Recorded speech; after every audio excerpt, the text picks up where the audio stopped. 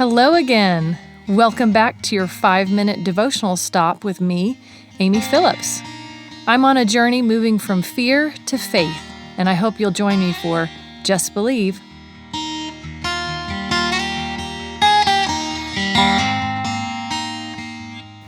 Hello, dear friends. I did think about commenting on what's happening in the country, but honestly, I felt like there was going to be more peace for me in silence at this moment. Of course, I am in prayer along with all of you for all that Jesus is doing in this season. But instead, I felt the nudging of the Lord to just press in about faith, because we know He has told us to not fear, for He is with us. So I'm jumping in to talk about a hero of the faith listed in Hebrews 11. Have any of you ever wanted to be a hero in the faith? Now, I met Jesus when I was 18 and I started reading books about anyone and everyone. I was seriously all over the map, from Catherine Coleman to C.S. Lewis to Heidi Baker. I wanted to be all of them. Basically, any person that I thought had more faith than me. So there are people who had huge faith, who saw God moving in huge, miraculous ways. For so many years, I would pray, Father, I want to have faith like so-and-so, or do what so-and-so did. But deep down inside, I always had this feeling that I was disqualified or unable to have that much faith. So let's look at Hebrews 11:11 and see what it says about Sarah. It says, "And by faith, even Sarah, who is past childbearing age, was enabled to bear children because she considered him faithful who had made the promise."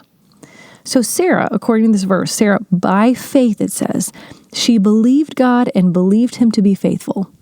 All nice and perfect, right? She never had any doubts or questions about having a baby at 99, right? Or maybe not. Let's read the account in Genesis 18. It says, "The angel of the Lord said to Abraham, I will surely return to you about this time next year, and Sarah, your wife, will have a son." Now Sarah was listening at the entrance to the tent, which was behind him. Abraham and Sarah were already very old, and Sarah was past the age of childbearing.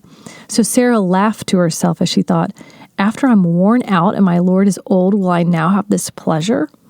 And then the Lord said to Abraham, "Why did Sarah laugh and say, 'Will I really have a child now that I'm old? Is anything too hard for the Lord?'" So it says Sarah was afraid, and she lied and said, "I didn't laugh." But he said, "Yes, you did laugh." So just as an FYI, it's a free bit of advice. It's always a bad idea to lie to the angel of the Lord. But later on in Genesis, she had Isaac, and she said, "God has brought me laughter, and everyone who hears about this will laugh with me." And she added, "Who would have said to Abraham that Sarah would nurse children, yet I have borne him a son in his old age." So somewhere between her laughing and then lying about it and having Isaac, she began to believe. Her faith rose up in her, and she considered him faithful who had made the promise. So the bottom line here is that Sarah's immediate unbelief did not disqualify her. Sarah's initial reaction of incredulousness did not stop the Father from carrying forth his plans, and in the end attributing what eventually did become trust as faith in her. And he even wrote it in Hebrews 11 for all future generations to see. It reminds me of another story that has always encouraged me. John the Baptist was the one who was set apart to the Lord from birth. And from the beginning, he knew who Jesus was. He literally jumped inside his mother's womb when he first came in contact with Jesus. He baptized Jesus, and he said at that time, "Here is one whose sandals I am not worthy to carry." Then he saw the dove descend on Jesus with the voice saying, "This is my son." So you would think he knew who Jesus was. But even John, in his darkest hour in prison, he doubted. It says in Luke 7, John's disciples told him about these things. Calling 2 of them, he sent them to the Lord to ask, "Are you the one who is to come, or should we expect someone else?" So when the men came to Jesus, they said, "John the Baptist sent us to you to ask, are you the one who's to come, or should we expect someone else?" He sent his disciples to ask if Jesus was the one. What? How is it possible? He had heard what Jesus had done. He'd been intimate with Jesus and still questioned in that dark hour. I mean, John was maybe sitting in fear and hopelessness in prison. He needed just one more encouragement that Jesus was in fact the Son of God. Unbelief had cropped up in his heart in that dark hour. Did God allow unbelief to stop his purposes in the earth and in John? Was John disqualified? No, Jesus instead told everyone, "I tell you, among those born of women, there is no one greater than John." In John's hour of unbelief, the Son of God said there was no one in the kingdom greater than him because Jesus knew his heart. He knew him even if John had a moment of questioning. In our own lives, we can have many questions and unbelief that can crop up. We can decide in our hearts that we are disqualified by all kinds of things. Disqualified from what? From believing in the Lord's love for us.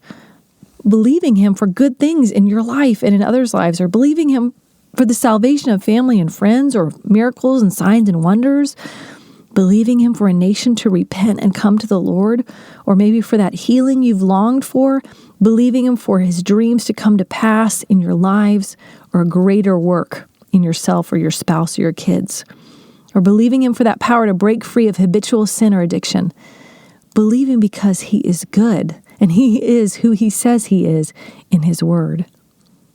So all this to say, if Sarah and John the Baptist had moments of unbelief but were not disqualified, neither are you disqualified from living a life of great faith. At this moment, the rest of your life lies out in front of you. There are things that have ensnared you and wounds that have been hard to heal from, but abundant life in Jesus is stretched out before you. So do not fear, just believe. You are qualified by one thing: the blood of the Lamb and his righteousness. So believe in the goodness of your Father in heaven. Believe in his good plans for you. Believe in his adventure he wants to have with you. He is always in your corner, and he has not left you, and he will not forsake you. Thanks for joining me today. I hope you feel encouraged and strengthened. If you want to connect with me, you can find me at amybphillips.com. See you next time.